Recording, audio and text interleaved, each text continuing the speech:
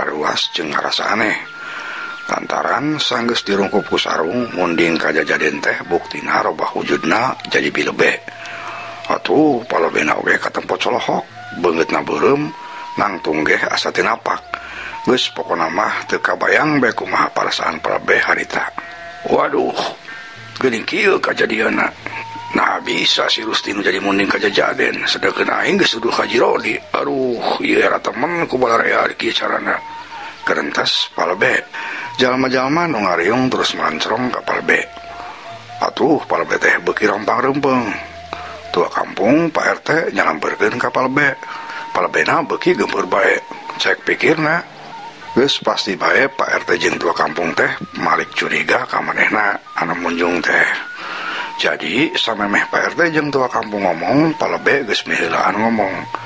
Pak RT, patua, sing demina ge kuring mah teu masa munjung. Kuring ge da teu ngarti nah bet si Rusti anu jadi munding kajajadin teh. Cek palebe. Pak RT jeung tua kampung silih reret. Nya kumaha atuh palebe? Ari jalma-jalma mah pan nempona kana bukti. Keur mah palebe soranganna anu ngomong saha boh saha anu kabuktian jadi munding. Rek diusir ti lemur ieu. Eta teh kasaksian ku jalma rea omongan palebe teh. Cek tua kampung siga nu nganaha ka palebe.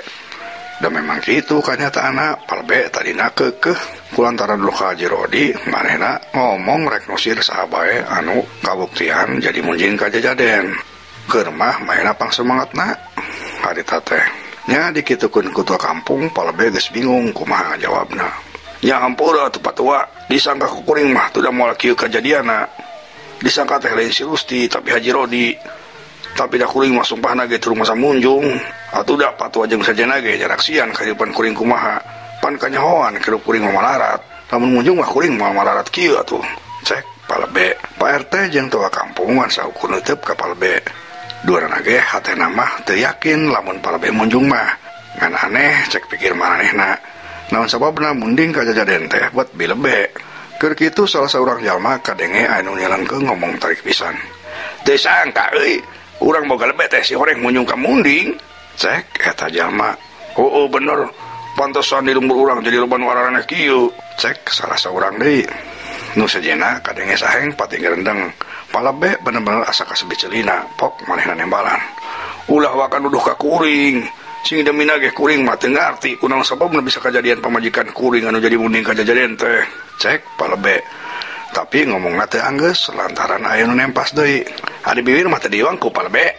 Ngomong mah bisa bae. Alesan eta mah. Tapi kuring kabehan mah pokona nempona bukti. Tuh, katampo lain ku kabehan. Munding kajajaden teh si horeng bilebe. Cek salah saurang anu ngaran Mang Sudari teh. Jalma anu di lembur eta mah katelah boga sungut aweweun loba omong. Atuh palebe ambek tuluy malik ka Mang Sudari bari ngomong rada tegeug. Ye Mang Sudari, ari ngomong udah padu calangap bae. Lamun kuring munjung atuh meureun kuring ge beunghar. Moal malarat kos kieu tembal palebe. Alah, ari duit jeung banda mah moal ka kotak palebe. Bisa bae disamunikeun. Ayeuna mah nu bubuh buktina bilebe anu jadi munding. Terus tuh tempo. Bilebe teh si orang make baju sutra, tuh tempo-tempo. Pan ari baju sutra mah mahal, moal kabeuli ku jalma miskin kos urang mah. Pan berarti lamun kitu palebe teh loba duit. Tah eta meureun duit teh munjung. Cek Bang Sudari deui bari tutunjuk ka bilebe anu ngagoler can sarakeneh. Atuh jalma-jalma ngalalieu ka bilebe deui, marehna karek ngeuh lamun bilebe teh make baju sutra. Atuh kacurigaan jalma-jalma teh ayeuna kalah kabeuki angot ka palebe. Palebena sorangan colohok lantaran mehna ge kakarek apal jeung teu nyaho ti mana bilebe boga baju sutra. Usir palebe jeung pamajikanna usir. Geus buktina ayeuna mah manehna munjung. Kadenge Mang Sudari ngomong deui. Atuh nu sajena raeng ilu ngomong kabeh ge marojokeun ka palebe. Heueuh bener usir. Ayeuna be bere contoh teh bener. Ulah diantep. Mungkin matak bahaya kana sajena. Cek salah saurang deui. Ngadenge jalma-jalma ngaromong kitu mah palebe bener-bener bingung. Tulungan kuring patua Pak RT urusing demi kuring mah teu masa munjung. Cek palebe nu meungis ka tua kampung jeung Pak RT. Ari tua kampung jeung sejenna ngan saukur silih reret. Marehna ge bingung kumaha ngabelaan palebena. Lantaran buktina geus puguh kitu. Keur mah tadina palebena sorangan anu sumangat rek ngusir saha bae anu kabuktian jadi munding kajajaden. Atuh tungtung nama si horeng kalah jadi tamiang belit kabitis cag urang tunda heula.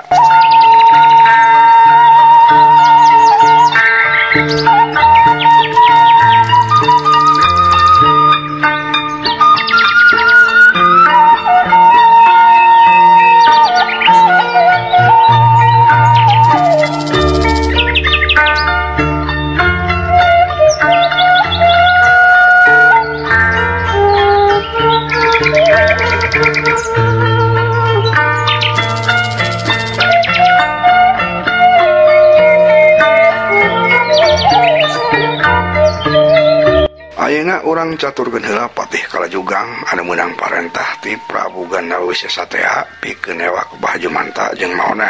Ari Bah Jumanta nama harita geus katewak malah geus dikirim ka Karajaan Siluman Munding. Ayeuna Ki Patih kenehan maona. Tapi Patih Kalajugang bingung lantaran di imah Bah Jumantana kosong geus sasaha. Ku Patih dicobaan diimpleng di mana ayeuna maona tapi poek. Lantaran maonah mah teu boga pakuat pakait jeung Siluman Munding. Jadi Patih Kalajugang teu boga pikeun nyirikeun nu mana maonah. Atuh Patih Kalajugang teh ngahulang bingung. Waduh, ki carana aing bener-bener poekeun ieu. Pangawruh aing teu bisa mere nyaho nu mana ari si Onah. Gerentes Patih Kalajugang. Patih Kalajugang masih keneh terus ngahulang. Ku aing cobaan ieu be sakali deui. Sugan ayeuna bisa kapangri. Gerentes Kalajugang deui. Patih Kalajugang tuluy peureum deui mapatkeun elmuna panon batina nyobaan nembus kaayaan di eta lemburan. Bray panon Ki Patih Kalajugang mimiti caang. Tapi nu katempo ku manehna ngan saukur aya sinar anu paburisat di dua tempat. Patih Kalajugang heran, nah sinar naon anu paburisat? Tuluy bray eta Patih Siluman Munding teh muka di matana. Aneh. Nah si gaya kekuatan Siluman Munding anu ku diaradu kalas aku aing aya di dua tempat saha maranehna sabenerna. Gerentes Patih Kalajugang. Tuluy Patih Kalajugang nenjreg taneuh sakali les Ki Kalajugang ngaleungit.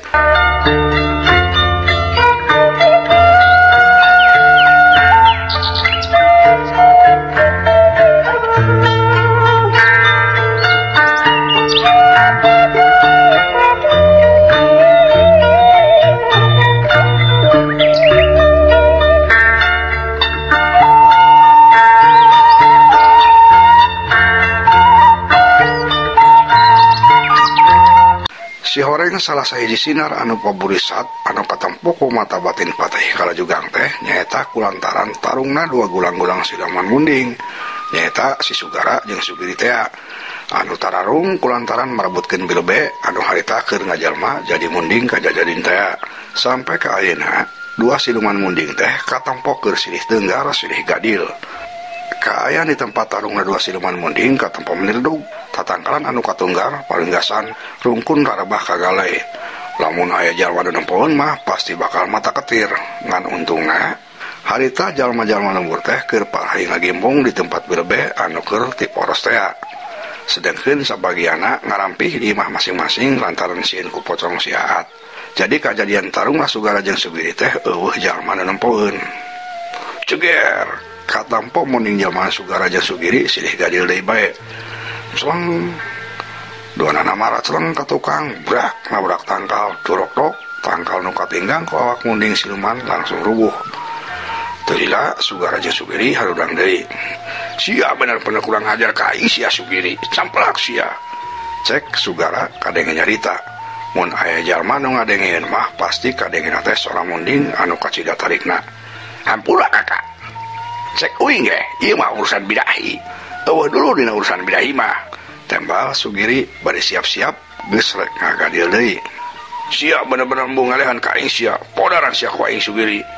Cek Sugara deui, bari manehna ge siap-siap rek ngagadil deui bae.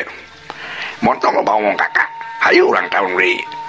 Cek Sugiri deui, bari manehna tuluy lumpat rek ngagadil Sugara. Nampo kitu Sugara ge teu cicingeun. Manehna ge buru-buru lumpat mapag serangan Sugiri. Keduk dua kali dua munding siluman diaradu silih Gadil. Celeng duana mara celeng deui ka tukang kubrag patinggal ubrag. Kurang ajar sia Sugiri. Sia bener-bener hayang modar ku aing. Cek mending jelmaan Sugara bari udang deui. Uing mah teh hayang modal kakak. tapi uing mah yang kawin yang bikang lu tadi anu geulis ku kakana dihalangan. Tembal Sugiri bari maehna ge tuluy hudang deui katempo sukuna kokoer ka tukang ari tandukna geus dipasang ka hareup sigana mah geus siap-siap nyerang deui. Tapi dina kaayaan kitu hiuk ujug-ujug aya angin anu gelebug tarik pisan tatangkalan pating pelenod dangdaunan rabeng katiup ku angin. Sugara jeung Sugiri leuwas lantaran duana ge apal kaayaan kitu teh nandakeun aya siluman munding anu sakti datang ka eta tempat. Waduh cilaka kakak, sigana aya Gusti Patih Kalajugang datang ka tempat ieu. Sedeukeun urang pan poho kana tugas di Gusti Prabu. Cek Sugiri kadeke cacap Sugiri ngomong ujug-ujug cilegedeg Patih Kalajugang geus nangtung di eta tempat panono morotot kuntuna kekerot. Dasar kurang-kurang atah waras ya dibere tugas ku raja kalah ngadon-gara leutik ti dieu disiksa sia ku wae duarana. Cek Patih Kalajugang atuh Sugara jeung Sugiri mun leuwas duanana ge geus apal kumaha katerangasan Patih Kalajugang lamun keur ambek. Atuh maranehna buru-buru depa hormat ka Patih Kalajugang. Ampun Gusti Patih, sada simpuring nu mimitian, tapi tuh si Sugiri anu cunang ka kuring. Cek Sugara. Bohong kan ya Patih? Kakak Sugara anu mimitian rek rambut bikang geulis, nem-nemen simkuring. Cek Sugiri. Geus sia monontong patuduh-tuduh. Kege bakal disiksa ku aing duarana. Ayeuna sia duaan masih kena dihampura ku dewek, tapi sia kudu bisa heula newak si Onah pamajikan si Jumanta. Cek Patih Kalajugang. Ngadenge omongan Patih Kalajugang itu mah Sugara jeung Sugiri rada leungit ka sieuna. Tuluy pok Sugara ngomong, "Sumangga Kanjeng Patih, tugas Kanjeng Patih ku kuring duaan bakal dilaksanakeun ayeuna keneh." Cek Sugara. "Sumuhun Kanjeng Patih, tapi di mana ayeuna si Onah Kanjeng Patih?" Cek Sugiri. "Dasar beraguk sia kalah ngadonanyakeun ka aing. Lamun aing nyaho tita tadi geus tewak ku aing. Boloho sia." Cek Patih Kalajugang bari morotot. Sugara jeung Sugiri silih reret. "Kumaha tuh kakak Rizki?" Cek Sugiri ngomong ka Sugara. "Dewek teh nya hoki adi, hayu urang pikiran." Tembal Sugara. Keur kitu kadenge jalma-jalma pating corowok bari lelumpatan ka belah kaler nyebutkeun aya munding kajajaden katewak, aya munding kajajaden katewak cenah. Patih Kalajugang, Sugara jeung Sugiri curing hak. "Lah kadarah, buah-buah eta si Onah munding kajajaden teh Kanjeng Patih." Cek Sugiri. "Bisa jadi euy, lantaran moal aya manusia anu bisa ngarobah wujudna jadi munding, ieu ti manusia anu make baju sutra jimat ti Kanjeng Raja. Tah di dieu anu boga eta jimat ngan si Jumanta bae. Jadi pasti ge ku pamajikanna baju sutra tadi dipake. Jadi munding kajajaden teh pasti si Onah." Cek Patih Kalajugang. "Leres kitu Kanjeng Patih, pasti kitu, pasti ge si Onah." Cek Sugara. "Lamun kitu geuat ku si aduan tarewak eta si Onah, tuluy bawa ka nagara." Cek Patih Kalajugang mere parentah. Sugara jeung Sugiri silih reret deui wae. Tuluy Sugiri ngobong tapi rada harewasan ka Sugara. "Kumaha ieu kakak? Ieu teh ti beurang. Urang moal boga kekuatan. Kumaha lamun urang malang kena ditarewak ku manusia tuluy diparencit. Ih sieun kuring mah kakak." Cek Sugiri ngaharewos. "Heueuh ki adi, dewek bingung. Tapi eta Patih belegug teh pasti ngamuk lamun teu diturutkeun ku urang." Tembal Sugara. "Lamun kitu ku urang kudu dicerangan carana kakak supaya si Patih teu ngamuk ka urang." Cek dewek mah kieu bae ki adi, bobodo bae da masih sakti ge belegug si Patih mah. Tembal Sugara. "Heueuh kakak, bener kitu. Tapi kumaha bodona kakak?" Cek Sugiri. Ditanya kitu Sugara kalah keheul. Lantaran dina kaayaan kitu Sugiri kalah loba tatanya. Kusabab seueur-seueurna Sugara nyentak deui ka Sugiri, tapi poho ngomongna tarik. "Wah, sia mah dasar boloho. Sarua atuh jadi si Patih belegug. Teu nyaho cara bobodo nanya mikir siana, montong tatanya bek ka aing." Cek Sugara nyentak tarik ka Sugiri. Atuh kadengin pisan ku Patih Kalajugang. Tangtuna bae lantaran ngadengen disebut belegug kitu jadi ngamuk. Haok mana nyentak. "Ngomong naon sia Sugara goblok? Nyebut sia ka aing belegug. Kurang ajar sia, podaran sia ku aing." Cek Patih Kalajugang. Sugara jeung Sugiri leuwas. Komo Sugara mah karek sadar lamun manehna teh ngomong tarik. Ari Sugiri jadi nama dikambek ka Sugara. "Alah dasar kakak boloho. Ngomong belegug ka si Patih tarik pisan. Atuh kadengieun kitu. Masih si Patihna belegug ge pasti ambek atuh kakak. Dasar boloho si kakak mah." Cek Sugiri. Dasar sarua bolohona main hage ngomong kitu teh bari tarik. Atuh Patih Kalajugang beuki ngamuk bae. "Kurang ajar sia Sugiri. Sia oge ngomong ka aing belegug. Podaran sia ku aing duarana." Cek Patih Kalajugang. Bari jeung teu antapara deui Patih Kalajugang muterkeun deuna ngagunakeun ajian ombak kumulung.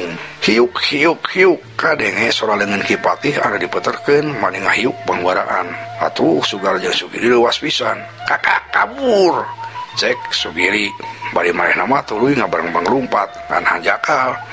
Leungeun Patih Kalajugang langsung diheumbatkeun. Hiuk kebro. Sugara jeung Sugiri beunang dibabuk.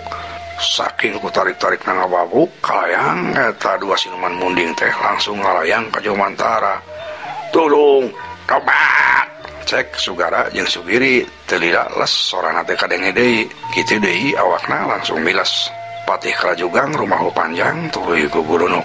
Dasar kurang ngajar. Neangan bae piambakeun aing goblok teh. Keun sia engke ku aing disiksa di nagara siluman. Cek Patih Kalajugang. Cag urang teu heula sakedeung.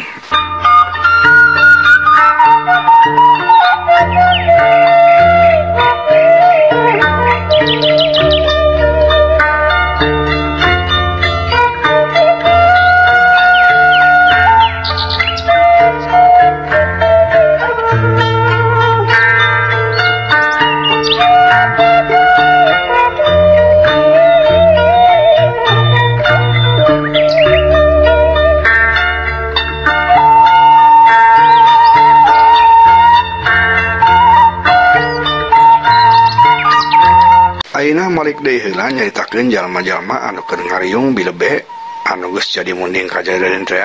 Harita Palebe beuki bingung jeung hera lantaran jalma-jalma beuki neken jeung nareduh ka Palebe munjung ka munding. Teu nyangka ieu dewek masa congok gubuk teh. Pangkatna bae lebe si horeng munjung ka munding. Usir euy, usir. Cek saurang jalma anu ngaran Taufik. Kek heula. Waka kita sarupateun. Cantan tuh Palebe teh bener munjung. Cek Pak RT. Tapi langsung ditempas ku seorang jalma nu sejena. Cantang tuh kumaha di Pak RT. Geus puguh kabuktian Bilebe jadi munding. Masih kena dibela. Tasugan Pak RT geus disogok ku Palebe jadi ngabelaan bae. Cek eta jalma. Heueuh bener. Lamun Pak RT ngalindungan berarti RT disogok. Usir sakalian. Cek nu sejena. Atuh dikitukeun mah Pak RT geus jadi bingung. Ngabelaan Palebe salah, teu ngabelaan oge salah. Adi tua kampung mah ngan saukur cicing lantaran meh nu geus sieun ka barerangan. Keur kitu teu kanyahoan ku jalma-jalma teu jauh ti eta tempat. Patih Kalajugang geus ngajalegedeg ngantung. Matana ngawaskeun ka Bilebe anu masih keneh ngagoler kapiuhan dina luhur awi cukang. Katampuan pisan ku Patih Kalajugang Bilebe teh make baju sutra siluman munding. Patih Kalajugang meni bunga. Wah, si hore kita si onah teu hese neangan. Cek Patih Kalajugang agar entos dina hatena tuluy leumpang ngadeuketan ka jalma-jalma. Sora leumpangna kadenge ku jalma-jalma mani blag-bligdug. Malum atuh da leumpang siluman munding teh.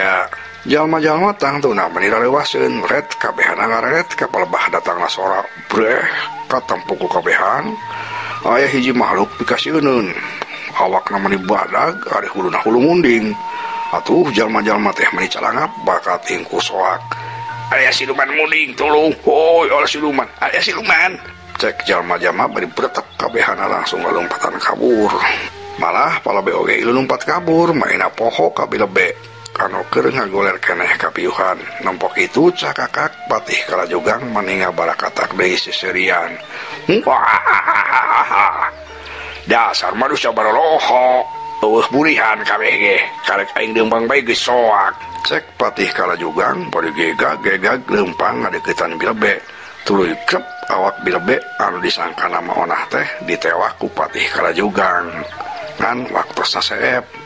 Ieu dongeng karangan pribados Kang Abun Burhanuddin.